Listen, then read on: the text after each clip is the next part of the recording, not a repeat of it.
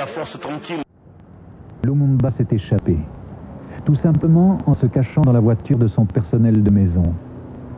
Avec l'aide de quelques partisans, un convoi de 3 voitures se dirige vers l'est.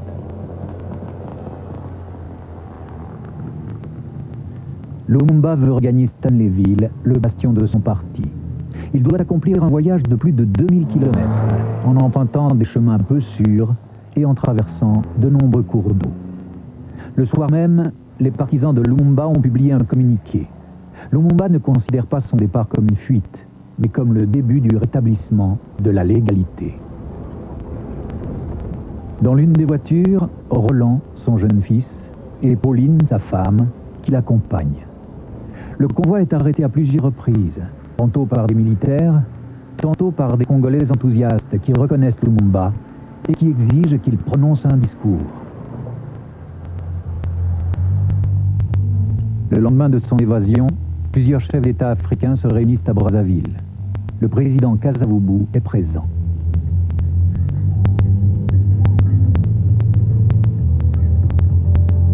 Le bruit s'est répandu là.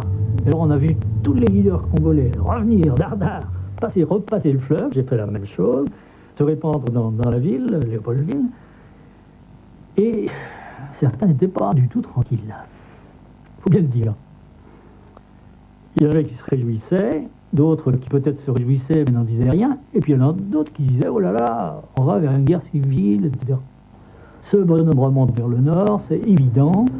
Il va rejoindre ses troupes, ces jeunesse lumumbistes dont on permet.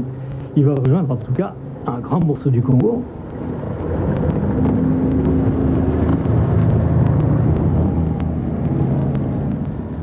Le convoi de Lumumba progresse lentement dans une zone où les voies de communication sont particulièrement mauvaises.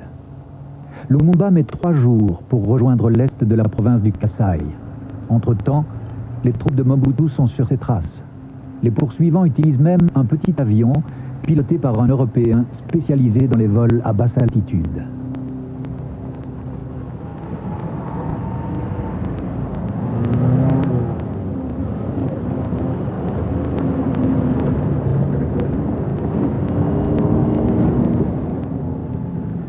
Le 1er décembre, le convoi atteint finalement l'est du Kasaï, où la population est très favorable à Lumumba. Il ne lui reste plus que 1000 km à parcourir pour rejoindre Stanleyville.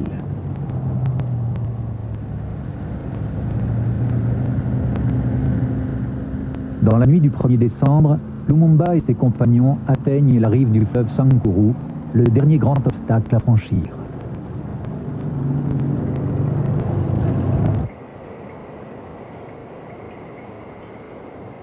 À cet endroit, le Sankuru a une largeur de 600 mètres et il n'y a pas de bac pour traverser le fleuve.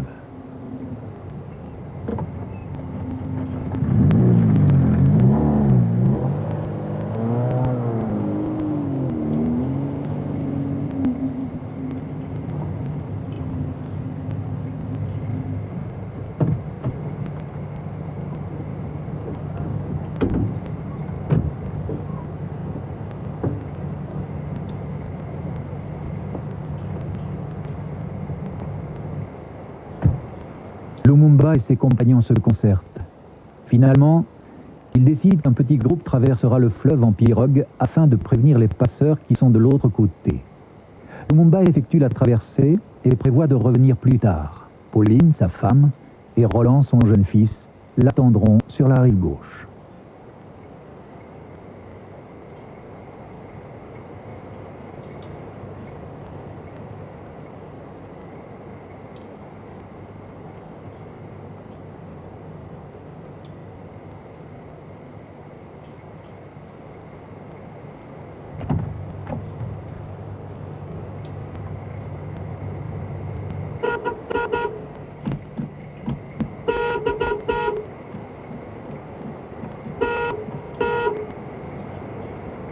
Sur ce qui se passe ensuite, les versions divergent. Selon l'une d'entre elles, Madame Lumumba et le petit Roland se seraient cachés à l'approche de soldats au moment où Lumumba est toujours sur l'autre rive. Le petit Roland aurait révélé leur cachette en se mettant à pleurer. Mais peut-être n'est-ce qu'une légende.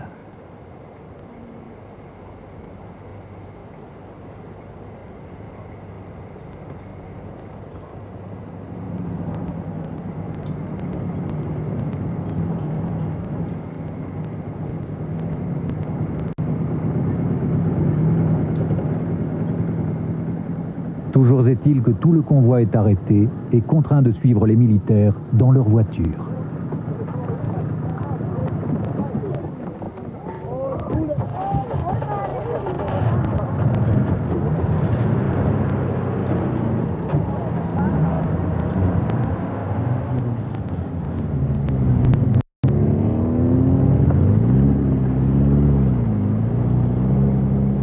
Il y a des casques bleus ghanéens dans la région. Lumumba compte sur leur aide. Ils sont prêts à la lui donner, mais le commandement de l'ONU leur interdit toute assistance. Het bevel van die VN-top was ondubbelzinnig. De generaal en opperbevelhebber van de VN-troepen, Von Horn, die stuurde het volgende bericht terug. Geen actie mag door u ondernomen worden met betrekking tot Lumumba. Wij waren voor zijn persoonlijke veiligheid enkel in zijn huis in Leopoldstad verantwoordelijk. En dat bevel is ook overgemaakt aan alle Ghanese regimenten op het terrein.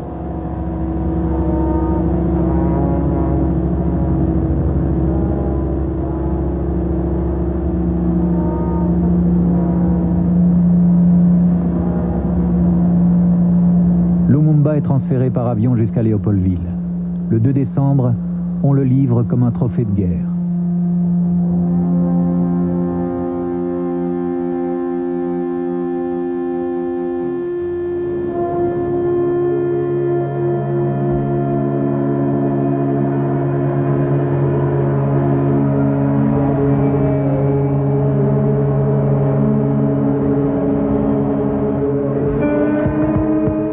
Ce qui m'a frappé, c'est qu'il était ébouriffé et qu'il avait le visage gonflé. On s'est dit, oh là là là, ça se présente très mal. Il a dû être battu dans l'avion. Ça a dû se passer très mal. Sortait derrière lui d'énormes policiers militaires, casqués, armés. J'ai dit, oh là là, il n'en sortira pas.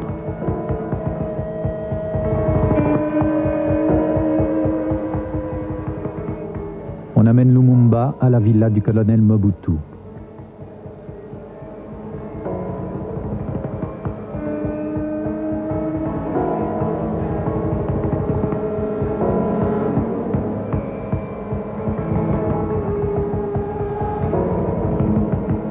Mobutu regarde les soldats maltraiter leurs prisonniers.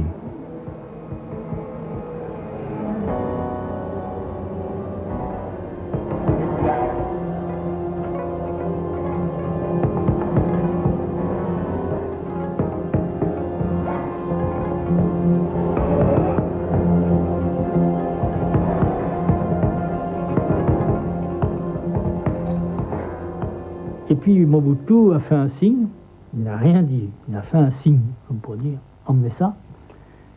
Et le camion est parti et nous avons été immédiatement coupés de la poursuite de ce camion, c'était fini. Lumumba ne peut pas rester à Léopoldville. Ses partisans y sont trop nombreux. On l'emmène à Tisville, dans le Bas-Congo. On l'enferme dans un camp militaire. Mais Tisville n'est pas un lieu entièrement sûr. Des casques bleus marocains sont stationnés dans la ville et ils pourraient sympathiser avec Lumumba qui n'est toujours pas éliminé. Le danger vient maintenant de Stanleyville. Gizenga, un partisan de Lumumba, a formé son gouvernement qui gagne du terrain de jour en jour.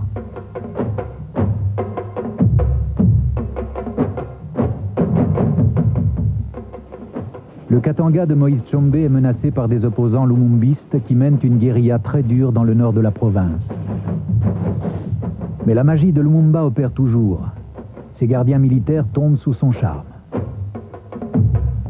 Quand on a appris qu'à Taïsville, il était parvenu de sa prison à, disons, gagner la confiance des soldats qui étaient là pour le garder et à créer dans ce camp de Taïsville une nouvelle mutinerie, je prie croire que la crainte est devenue alors très vive.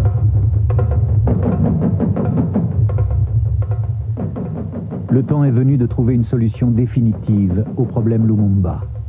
Il faut le transférer dans un lieu où il sera inoffensif. Deux destinations sont envisagées. La première est Bakwanga, la capitale du Sud-Kasaï sécessionniste d'Albert Kalonji.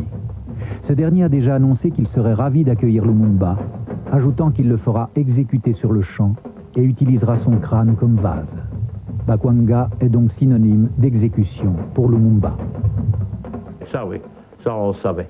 Mais c'est pas nous qui avions choisi la destination Bakwanga, hein. C'est les Congolais qui avaient. Mais vous êtes au courant Nous sommes au courant des deux destinations. des deux destinations.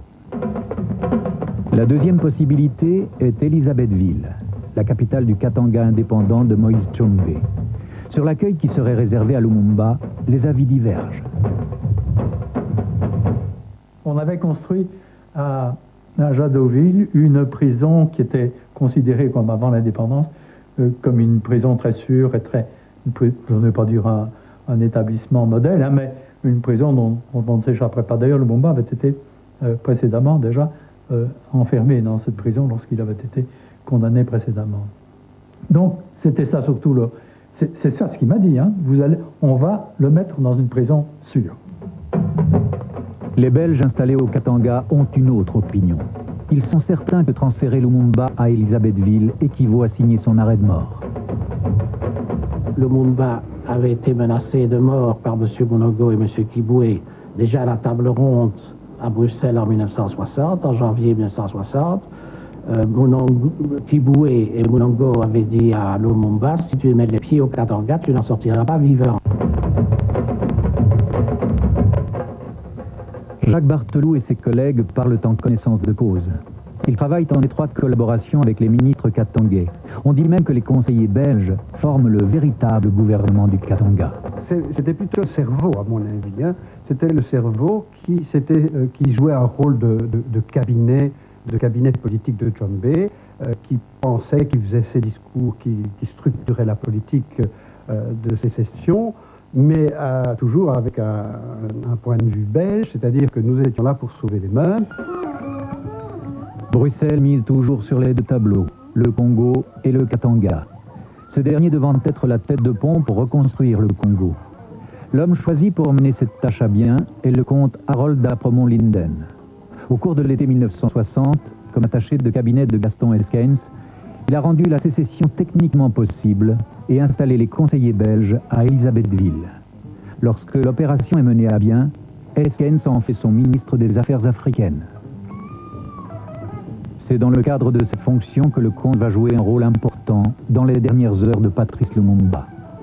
Bien avant qu'il ne soit question d'une expulsion vers le Katanga, il déclare à ses collaborateurs que l'élimination définitive de Lumumba est nécessaire.